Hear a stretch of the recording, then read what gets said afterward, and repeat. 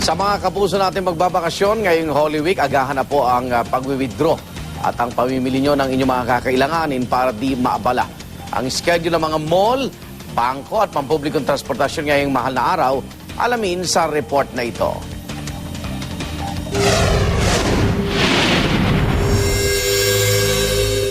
Para makapagbigay daan sa pagninilay ngayong Semana Santa, ilang mga establishmento magsasara at titigil sa operasyon pansamantala. Gaya na lamang ng Light Rail Transit o LRT at Metro Rail Transit o MRT.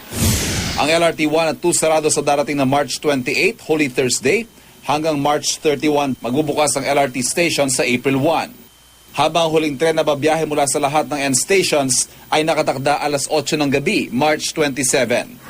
Tigil operasyon din ang MRT ng March 28 Holy Thursday hanggang March 31 at April 1 din babalik sa normal operations.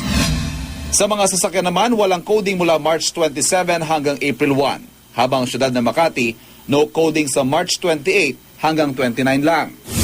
Para sa mga balak mamasyal sa malls, paalala lang po, sarado ang SM Malls mula Holy Thursday at Good Friday maliban sa SM Baguio na bukas kahit Semana Santa.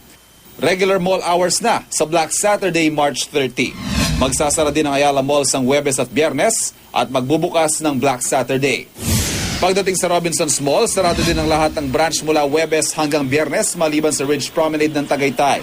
Sa mga bangko naman, sarado din pagdating ng Huwebes hanggang Easter Sunday ang BDO branches. Ang Metrobank at PS Bank sarado din ng Huwebes hanggang Linggo at magbubukas sa April 1. Gayon din ang BPI at BPI Family Bank.